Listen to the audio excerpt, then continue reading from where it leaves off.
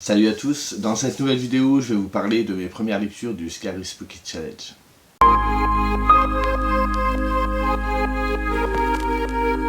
Alors, je vais vous parler des 5 premières lectures que j'ai eues pour ce challenge, donc vous vous souvenez de quoi ça parlait, on était plus sur quelque chose d'effrayant, de sombre, propice à la période d'Halloween.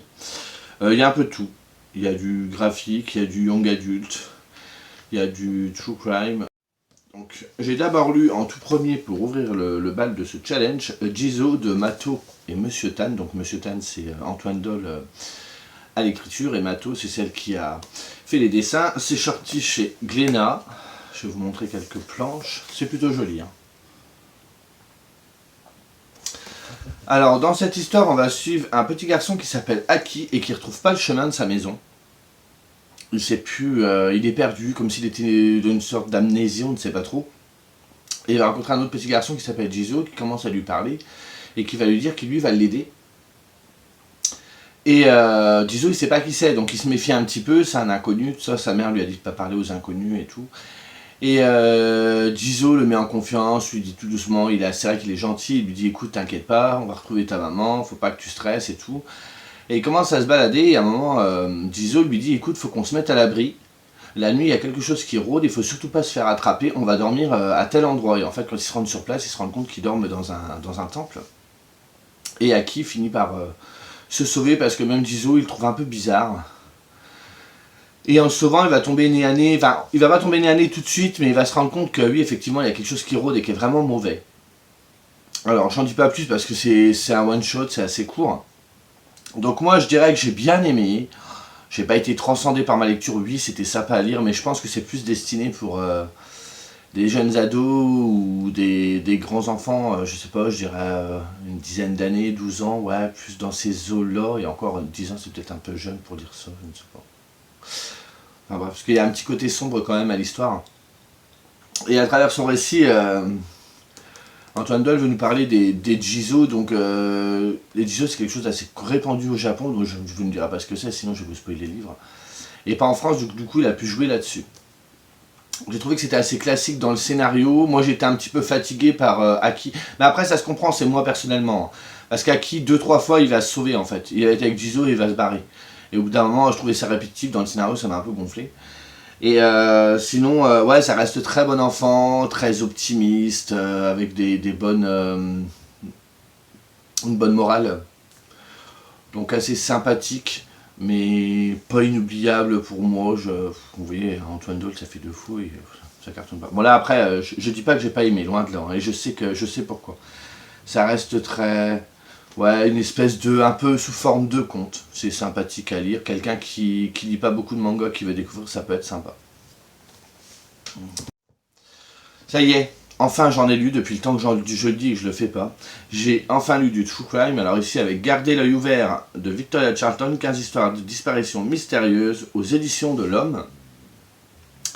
Donc je vais pas en faire un résumé. Hein. Ici... Victoria elle va parcourir un peu le globe et revenir sur des grandes affaires de disparition qui n'ont jamais été résolues et dont on n'a jamais retrouvé la personne malheureusement. Donc moi il y en a certaines que je connaissais déjà, parce que j'en lis d'autres à côté, puis je regarde aussi sur YouTube. Il y en a une que vous connaissez peut-être, qui s'est malheureusement passée en France. Alors attendez, il faut que je retrouve le chapitrage, c'est à la fin bien évidemment. La famille Michino, vous connaissez peut-être. Donc elle va revenir sur plusieurs disparitions. Moi j'ai toujours beaucoup aimé ça parce que je trouve qu'il y a un côté très très flippant, on devient limite parano parce que vous vous rendez compte qu'il y a des journées qui se passent de façon assez classique. Et par exemple dans la première histoire, c'est une mère qui laisse sa gamine dans son appartement. Je sais plus pourquoi, elle va faire quelque chose et elle lui dit si tu veux tu peux inviter du monde. Donc elle invite des copains, ils font un peu la fête chez elle et tout ça, tout le monde va se coucher et quand ils se réveillent le lendemain, la fille de cette femme-là a disparu, on ne remettra jamais la main dessus, on trouvera des indices mais ça reste assez mince. Victoria, à travers ses récits, ses histoires vraies, elle nous explique que souvent la police elle est en cause parce qu'elle ne comprend pas, au niveau du protocole il y a des trucs qui ne sont pas faits, ou ils attendent trop longtemps, donc forcément, comme vous savez comme moi que les disparitions c'est les 48 heures je crois les plus importantes il me semble. Et des fois, la police, elle va piétiner sur des trucs où il y a des trucs qu'elle ne fait pas. Victoria, ça fait déjà des années qu'elle fait ça. Donc, elle a des formations professionnelles, si on veut. Et au bout d'un moment, elle comprend que, voilà, ils auraient dû faire ça, ça, ça, ça, ça. Et il y a des fois, elle ne comprend pas. Il y a plein de petits trucs comme ça où on ne comprend pas trop ce qui se passe. On interroge l'entourage, mais c'est compliqué. Tout de suite, tout le monde est devenu suspect. On arrive à retracer une partie du trajet des gens, mais ça s'arrête très vite parce que forcément, entre le moment où c'est passé la disparition et le moment où l'enquête se prolonge, des fois il se passe plusieurs semaines, donc forcément il est trop tard, hein, la piste s'est refroidie, entre guillemets, si j'ose dire. Mais à travers aussi ça, Victoria ne parle pas que de ça, et c'est ça que j'ai trouvé très bien, c'est que Victoria en plus, elle aborde des sujets de disparition, mais sous un angle différent. Et c'est toujours fait très important, c'est toujours fait avec beaucoup d'humanité, beaucoup d'empathie. Victoria nous fait comprendre très vite à travers ses histoires qu'elle n'est pas là pour faire le buzz, pour se faire du fric sur le dos des gens. Elle a vraiment à cœur d'essayer de les remettre à la une, ces histoires, pour peut-être réveiller quelqu'un. Si elle arrive à travers son bouquin à ce que quelqu'un dise « Ah mais cette fille-là, ça me dit quelque chose », et à ramener juste un indice, juste quelque chose. C'est le but de son livre, c'est vraiment pas de dire « Vas-y, je vais faire du sensationnel avec ce bouquin ». Non, il y a quelque chose de très humain chez elle. D'ailleurs, elle aborde un sujet assez important où... alors je sais pas si moi je suis Victoria, bon je la rate pas tout le temps, mais je la suis, et son ex-mari, il est mexicain, donc elle a vécu avec lui au Mexique. Du coup, c'est devenu un peu sa terre d'adoption. Et elle fait un chapitre sur les disparitions de femmes, parce qu'au Mexique, il y a énormément de disparitions de femmes, et c'est une société assez machiste et tout ça, et du coup, personne ne fait rien, quoi. Les filles disparaissent, ben, c'est de leur faute parce qu'elles ont des jupes courtes, parce qu'il y a ci, parce qu'il y a ça. Et en fait, elle a fait tout un chapitre là-dessus, en expliquant, même à travers la politique et tout, qu'il y a beaucoup de corruption, beaucoup de mafia, tout ça, et que c'est assez malheureux. Elle va revenir aussi sur un fait que moi j'ai déjà lu ou vu, enfin bref, sur une fille qui avait disparu sur un grand yacht Disney. Et c'est ça qui est bien, c'est qu'il va y avoir les disparitions entre guillemets classiques, où vous avez la fille qui rentre chez elle, ou l'homme qui rentre chez lui, puis il n'arrive jamais chez lui, il disparaît, on ne sait pas où il est. Il y a aussi, comme je vous dis, donc l'histoire du Mexique. Et il y a également une histoire où il y a une fille qui est embauchée sur un yacht pour Disney, qui disparaît du jour au lendemain, pareil, sans qu'on sache pourquoi ni comment. Et au final, au lieu de vraiment chercher, ils vont se rendre compte avec le temps que Disney a étouffé l'affaire parce que c'est de la mauvaise pub pour eux. Donc il y a quand même à côté une injustice assez forte qui ressort de ce livre. Victoria mène toujours son point de vue, mais c'est jamais moralisateur, c'est jamais imposé. J'ai beaucoup aimé le ton qu'elle a pris pour ce livre, on sent vraiment que c'est quelque chose qui lui tient à cœur. Après, elle va donner son avis, elle va dire bah écoutez, pourquoi vous n'avez pas fait ci, pourquoi vous n'avez pas fait ça, mais c'est jamais prétentieux. C'est juste que voilà, à force de chercher pour des histoires de disparition, elle fait aussi tout ce qui est meurtre sur les serial killers et tout ça, donc forcément là il y a eu un aboutissement où ils ont réussi à arrêter le tueur. Du coup je pense qu'elle arrive un peu à retracer l'organisation des policiers, comment il faut faire, ce qu'il faut regarder, ce qu'il faut... Vous voyez ce que je veux dire? Mais un livre vraiment vraiment sympa, c'est vraiment à l'image de sa chaîne, ça se lit vite, ça se lit bien, c'est assez addictif. Mais moi ce que j'aime dans cette histoire, alors attention, prenez mes paroles pas vraiment au sens propre, c'est le côté mystérieux, c'est de se dire que du jour au lendemain on peut disparaître de la surface de la Terre sans qu'on vous retrouve. Il y a un côté mystérieux qui est jamais résolu, et moi c'est quelque chose qui m'attire beaucoup. Alors après, bien évidemment, c'est une histoire tragique, hein. Je ne vais pas dire que j'adore ça et puis qu'il faut que tout le monde disparaisse, non, pas du tout. Mais moi j'ai toujours vraiment, ça me fascine assez en fait, le fait de savoir que t'es là et demain t'es plus là et on sait pas où t'es. Enfin, je pense que toutes ces histoires-là ont une explication, mais malheureusement, en règle générale, c'est à cause des forces de l'ordre qu'il y a eu quelque chose qui s'est mal passé, en fait, qui s'est mal goupillé, ou alors que ça a été mal travaillé et que du coup, il y a des indices précieux qui ont été perdus. Mais il y en a quand même certaines, rien que celle de Mechino, si vous ne connaissez pas, allez voir l'histoire, elle est vraiment très très très intrigante. On n'a jamais rien retrouvé, vous vous rendez compte, c'est une famille entière qui a été dîner dans une autre maison à quelques kilomètres de chez eux, et en repartant de ce dîner, parce que ça se passe à Noël, en repartant de ce dîner, ils ont repris le chemin inverse pour rentrer chez eux en voiture, ils ont disparu avec la voiture, on ne les a jamais retrouvés, ils ont disparu il y a 40 ans. Et là où je trouve ça fascinant, c'est que, comment alors vous allez me dire, bah non mais ils ont dû se barrer en voiture et aller ailleurs, peut-être, mais à l'heure actuelle on ne sait toujours pas. Et moi c'est quelque chose qui me... Alors je crois elle a écrit également le tome 2 qu'il faut que je lise, qui est un petit peu différent, je crois. Hein. Elle a remis d'autres histoires, je crois qu'il n'y a pas que des histoires de disparition, mais je ne sais plus. Mais si vous aimez ce genre de truc, allez-y, c'est génial. J'ai commencé une nouvelle saga.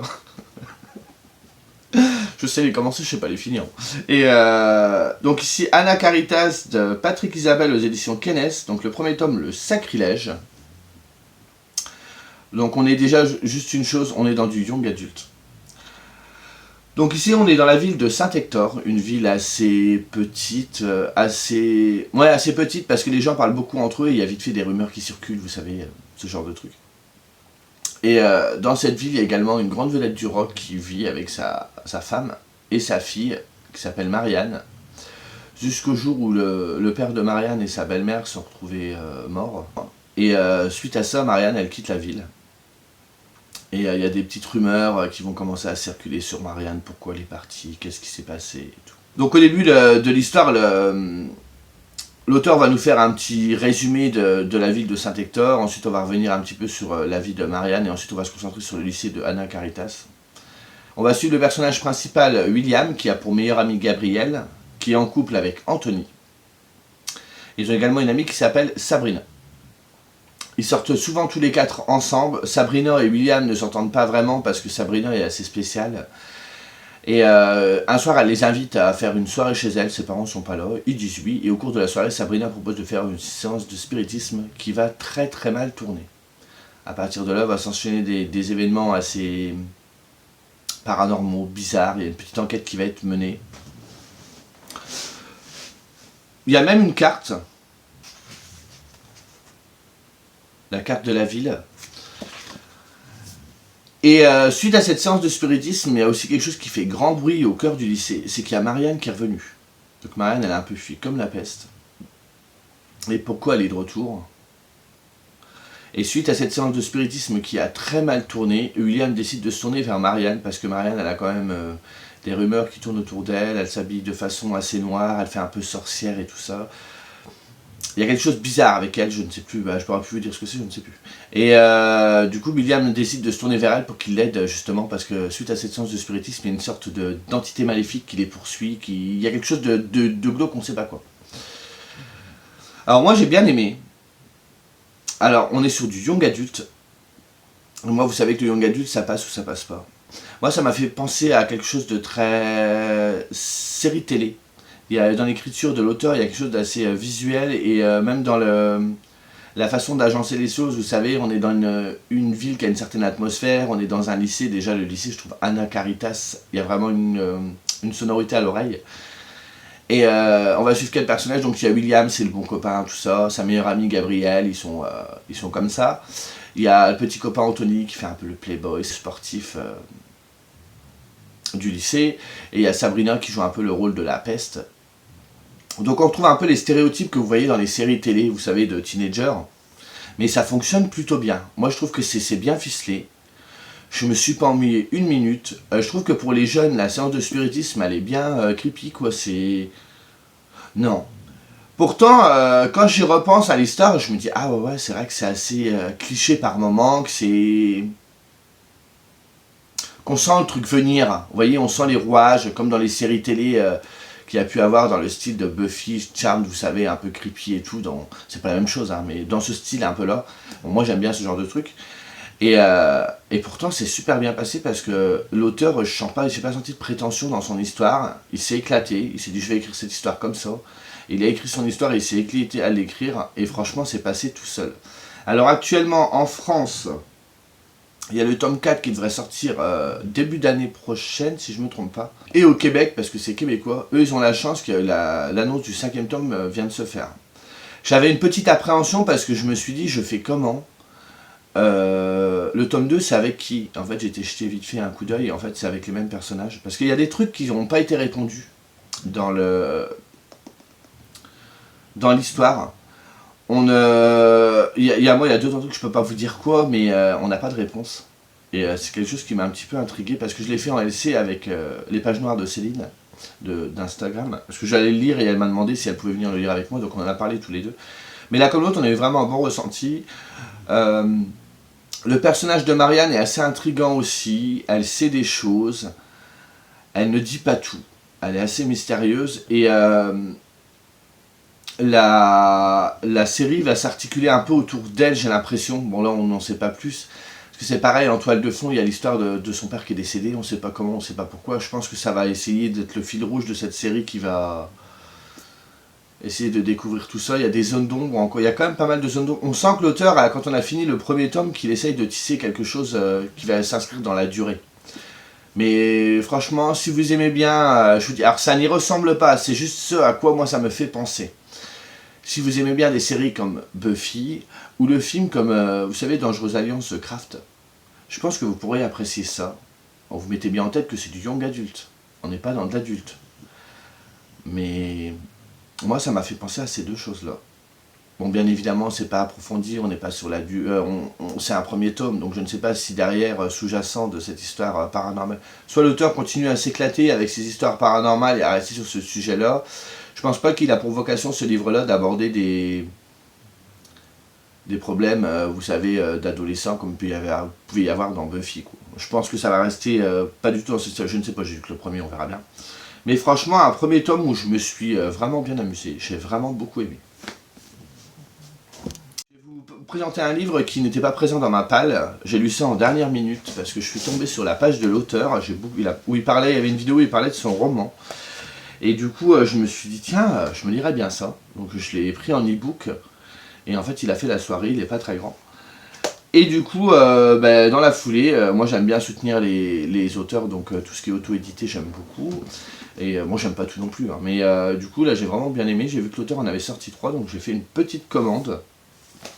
Donc, vous avez dû le voir, je pense, dans le book haul d'ailleurs. Je vous dis ça maintenant, mais enfin bref, c'est pas grave. Donc ici, la 28e nuit de Fabrice Cozapé.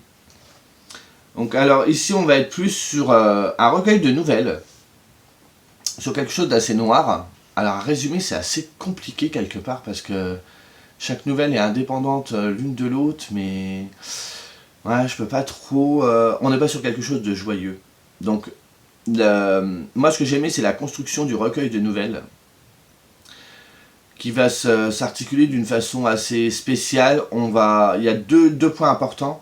Déjà le recueil de nouvelles va commencer par la naissance d'un enfant, par la procréation. On va suivre l'enfant qui va grandir dans le ventre de sa mère et qui va finir par naître.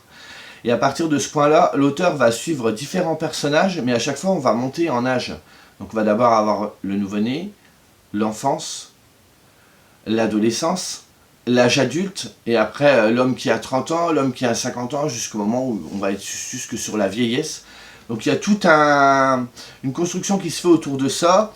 En même temps, toutes les histoires qui vont se passer avec ces personnages-là se passent la même nuit. Donc on va être du coucher du soleil jusqu'au lever le lendemain. On peut aussi l'articuler autour de la naissance jusqu'à la mort. Enfin, il y a vraiment tout un petit truc. Alors les nouvelles ne sont pas forcément très grandes. Il y en a qui font quelques pages. C'est rare qu'elles soient très très très grandes. Autre truc qui est très important, que j'ai trouvé aussi très réussi, c'est qu'on va être sur un palindrome. Je sais pas si vous... On va être sur un palindrome, c'est-à-dire que on va suivre donc du coup tous ces personnages de la naissance jusqu'à la mort, donc de l'enfant jusqu'à la vieillesse, et après on va repartir en sens inverse, arriver au milieu du récit. Et j'ai trouvé ça pareil super intéressant. Ça fait effet miroir, arrive au milieu du roman, on retourne le truc, enfin au milieu du recueil de nouvelles, c'était vraiment vraiment intéressant. Ce que j'ai beaucoup aussi aimé, c'est qu'on n'est pas sur quelque chose de très... On est sur du noir, mais l'auteur n'en fait pas des caisses avec ses personnages.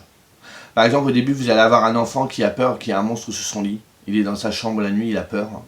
Et en fait, il y a toutes ces peurs qui vont se décliner selon l'âge. On peut y être confronté. Donc, vous allez avoir la personne qui a 50 ans, qui a l'impression qu'il ne pourra plus plaire. Il y a aussi cette femme qui... celle-là, elle m'a beaucoup touché. C'est une femme qui est atteinte d'Alzheimer et qui a peur d'oublier. Et je trouve que l'auteur, pour ce chapitre-là, il s'est mis dans la tête et j'ai trouvé que c'était vraiment bien fait. Après, en général, vous verrez, les personnages ont un destin assez funeste. Et pourtant, moi, quand je suis ressorti de cette lecture-là, je me suis pas surpris à être déprimé et tout, parce que je me suis dit, c'est juste une sorte de leçon de vie. Après, c'est mon point de vue. Hein. Parce qu'en fait, chaque personnage, il tente quelque chose, et on se dit, mais s'il l'avait pas fait, il aurait pu se passer quelque chose de moins moins sombre. Donc on va questionner plein de choses, donc comme je vous disais, il va y avoir l'adolescent qui est en demande de sensations fortes, la peur d'être rejeté par les autres, la peur de la maladie, de la vieillesse, la peur de plus plaire, enfin ça va être plus sur des sujets comme ça, et quelque part, je ne sais pas si c'est le but de l'auteur, mais on a tous des doutes dans la vie, et je me demande si l'auteur n'a pas mis ça en avant pour montrer qu'on n'était pas tout seul en fait. Qu'ici il y avait un cri que les gens pouvaient avoir dans leur quotidien, dans leur solitude, parce qu'il y a quelque chose de très solitaire aussi dans ce recueil-là. Après, je sais pas si ce que je vais dire, après c'est encore un avis qui est assez personnel, mais je pense que oui, du coup, à travers tout ça, l'auteur a voulu nous faire une prise de conscience sur la misère qui nous entoure, que tout ne va pas bien, qu'il faut arrêter de toujours, vous savez, se mettre des œillères et se dire « Non, moi ma vie va bien, donc si la mienne va bien, les autres elles vont bien ». Non. Et j'ai eu le sentiment d'une société qui était un peu malade à travers les réseaux sociaux, à travers la folie, l'isolement, l'ignorance, tout ce truc-là. Donc les réseaux sociaux, ça provoque aussi le manque de communication. J'ai trouvé que c'était assez... au niveau émotion, moi j'ai beaucoup aimé. Je l'ai lu d'une traite, alors je sais pas si on peut lire en plusieurs fois. Moi j'ai préféré tout lire d'un coup parce que j'avais peur justement, vous savez, moi tout ce qui est roman noir et tout, j'ai du mal. Que je le vive mal après, et au final je pense que c'est plutôt bien passé. J'en garde un très bon souvenir, c'est ça, c'est que c'était assez... c'est pas forcément... ça respire pas la joie de vivre. Et pourtant j'en garde un très bon souvenir. J'ai aimé... L'auteur, il est un peu... ouais, un peu cynique, mais je trouve qu'il est assez réaliste dans ce qu'il dit. C'est pas faire du noir pour faire du noir, il y a vraiment une intention derrière. Donc du coup, à travers cette dénonciation, entre guillemets, ce livre, c'est avant tout un cri qu'il faut entendre, mais surtout qu'il faut écouter. J'ai vraiment beaucoup aimé la manière d'aborder les choses. Alors je ne sais pas si quelqu'un qui lit beaucoup de romans noirs appréciera, je ne sais pas, vous me direz. Mais une belle découverte que celle-ci, j'ai vraiment beaucoup aimé. Et pour terminer, Winter People de Jennifer McMahon au livre de poche. Quand le roman débute, on a une sorte d'avant-propos d'une fille qui nous explique que sa tante Sarah était un peu considérée comme une folle, qu'ils ont retrouvé dans sa maison disséminés un peu partout des morceaux d'un journal intime qu'elle a rassemblé dans un livre, donc qu'elle édite, donc c'est ce qu'elle dit, mais qu'on n'a jamais retrouvé les dernières pages de ce journal intime, et à travers ce travail, elle veut, à travers ce roman, elle veut essayer embellir un peu la mémoire de sa tante qui a été salie, qu'on traitait de folle et tout ça, alors qu'elle est certaine qu'elle n'était pas folle, quoi. Ensuite, on va revenir du coup tout doucement sur la vie de sa tante, donc Sarah, avec des extraits de ce fameux journal qu'on va découvrir au fil du roman. Donc au tout début, on va revenir sur Sarah quand elle a 9 ans. Donc je pense qu'à travers son journal intime, elle raconte ses souvenirs d'enfance. Sarah, elle est dans les bois, et d'un seul coup, elle voit une silhouette passer, et elle relève les yeux, elle regarde qui c'est, et elle bloque, elle dit mais cette fille-là, je la connais. Elle se dit, cette fille-là, elle est morte il y a 15 jours. Elle se remémore du coup le moment de l'enterrement où ses parents étaient complètement dévastés. La fille a 9 ou 10 ans, je crois, quelque chose comme ça. Et là, elle voit qu'elle est un peu bizarre, la fille, elle s'en va. Et derrière, elle voit sa mère qui court après. Et sa mère aperçoit Sarah. Donc elle se dirige vers Sarah et elle lui dit surtout ne dis rien à personne. Et Sarah, elle fait pourquoi ? Elle dit, et la femme lui répond, tu comprendras le jour où tu perdras quelqu'un. Et que tu tiens vraiment, tu comprendras. Et la femme s'en va. Sarah comprend pas trop, elle va rejoindre sa tante, parce que Sarah a perdu sa mère, donc elle est élevée par sa tante. Et sa tante, elle est un peu crainte dans le village, parce qu'elle est un peu sorcière, un peu rebouteuse. On vient la voir pour se guérir de quelque chose, mais sinon on s'en méfie un peu. Sa tante est un peu spéciale. Sarah est un petit peu sa chouchoute. Et là, Sarah explique à sa tante ce qui se passe. Et sa tante lui dit, écoute, oui, c'est ça. Elle fait, écoute, il existe une formule, une façon de faire. Alors, je ne sais pas comment ils appellent ça dans le livre. Il y a une forme de, pas une recette, mais vous voyez ce que je veux dire. Elle fait pour ramener les morts à la vie. Parce que du coup, ce qu'elle a vu, ils appellent ça une dormeuse. Ou un dormeur si c'est un homme. Elle dit, il y a des façons de faire. Elle fait, moi, je sais comment faire. Elle fait, je vais te le marquer sur un papier, dans une lettre que je vais sceller. Je vais te donner cette lettre. Tu vas la cacher dans ta maison. Et quand tu seras grande, tu t'en serviras. Et Sarah lui fait, ouais, mais quand ? Et sa tante lui dit, écoute, tu n'as pas besoin de savoir quand, tu le sauras. Le jour où tu en auras besoin, tu le sauras. Donc c'est tout. Suite à ça, on retrouve Sarah, mais alors plus tard. Hein. On la retrouve quand elle est adulte. Elle est mariée à Martin, je crois. Attendez, je vous dis pas de bêtises. Ouais, c'est ça. Elle est mariée à Martin, et Sarah, en grandissant, elle a développé des sortes de pouvoirs de dons, on ne sait pas trop ce que c'est. Parce que Martin, elle l'a connu sur les bancs d'école, et elle lui a dit une fois, tu quitteras jamais ton village, et elles se marieront ensemble. Martin, il n'a pas trop compris, il fait, elle est bizarre, elle... Au final, la prémonition de Sarah s'est révélée exacte. Et ils sont en couple tous les deux, ils ont essayé d'avoir des enfants plusieurs fois. Sarah a régulièrement fait des fausses couches. Elle a réussi à accoucher une fois, mais au bout d'un mois, le bébé est mort. Et avec le temps, elle a réussi à avoir Gertrude. Donc elle appelle Gertie. La gamine, je sais plus quel âge elle a, 6-7 ans, je crois, quelque chose comme ça. Et Sarah, c'est une maman comblée, elle a sa petite fille, elle l'adore et tout ça. Et Martin se lève un matin et il veut offrir une bague à Sarah, et Sarah se met dans une colère noire, elle lui fait « Mais t'as trouvé cette bague-là où ?» Il fait « Bah, je sais pas, j'étais dans les champs et tout. » Il fait « Non, non, elle fait « Cette bague-là, je n'en veux pas. » Elle fait « Tu la reprends, tu vas l'enterrer, je n'en veux plus. » Lui, il comprend pas trop ce qui se passe, elle est un peu vindicative, vous savez, elle lui dit « C'est comme ça et pas autrement. » Martin, il comprend pas trop, il dit « Qu'est-ce qu'elle a encore ?» Il fait « Des fois, elle est un peu chelou, je comprends pas trop ce qu'elle a. » Et c'est tout, donc Martin se lève, se prépare pour aller dehors, nourrir les bêtes, et quand il arrive dans le poulailler, il se rend compte qu'il y a des poules qui sont encore mortes. Donc il se dit, il y a un renard qui rôde dans le coin, il est en train de me fusiller mes poules. Un renard qui fusille, bravo Laurent. Il est en train de dévorer toutes mes poules, lui il en a besoin parce que s'ils sont assez pauvres, les poules ça donne des œufs, et au niveau du garde-manger et tout, ils n'ont pas des thunes, les récoltes n'étaient pas bonnes parce qu'il y a eu une saison qui n'était pas top. Donc là, c'est vraiment leur nourriture qui est dévastée, ils en ont vraiment besoin, ils comptent déjà... Ils ne savent même pas comment ils vont finir pour manger tout l'hiver. Donc Martin décide de prendre son fusil et d'aller à la chasse du renard pour le descendre, pour pouvoir protéger ses poules et en même temps sa famille, pouvoir les nourrir. Entre temps, Sarah elle est au lit avec sa petite fille, elles jouent toutes les deux, et Gertie au bout d'un moment, je sais plus si c'est Gertie, non je crois que c'est Sarah qui dit à Gertie, tiens va aider ton père à nourrir les animaux. Donc Gertie c'est tout, elle se lève, elle va aider son père.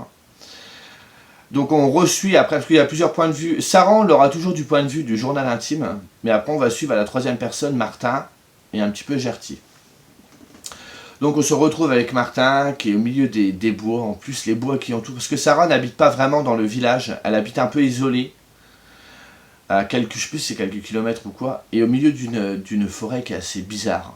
On voit des choses bizarres, comme la dormeuse qu'elle a vue quand elle était jeune, mais il y a également un puits, il y a une mare qui s'appelle la mare au diable, enfin je sais pas, plus ça se passe en hiver, donc vous savez en hiver la nuit tombe super tôt, il y a le vent, il y a les arbres qui sont assez bizarres, en plus les arbres ont perdu leurs feuilles, donc ils ont des formes assez suspectes, et toutes les légendes qu'on a pu entendre et tout, enfin la forêt a vraiment quelque chose de très menaçant, et donc Martin se balade pour rechercher justement... ce renard, et il commence à avoir des espèces d'hallucinations, il croit voir des choses, enfin c'est assez bizarre. Il finit par tuer le renard, il revient, et là il voit Sarah qui est dehors et qui attend. Donc il va la voir, il lui fait, mais Sarah, qu'est-ce qui se passe, je comprends pas. Elle fait, t'as vu ma fille? Elle fait, non, elle est avec toi. Elle fait, non, elle fait, je lui ai dit de venir avec toi, elle fait, aller où? Et Martin, il fait, j'en sais rien, il fait, moi je suis allé au poulailler, le renard, il a bouffé les poules, je suis allé buter le renard. Et c'est tout, il comprend pas trop. Et du coup... Sarah commence à péter un plomb, sa fille, c'est toute sa vie, faut la retrouver. Donc ils commencent à appeler de l'aide, ils vont commencer à essayer de quadriller le coin pour mener des recherches.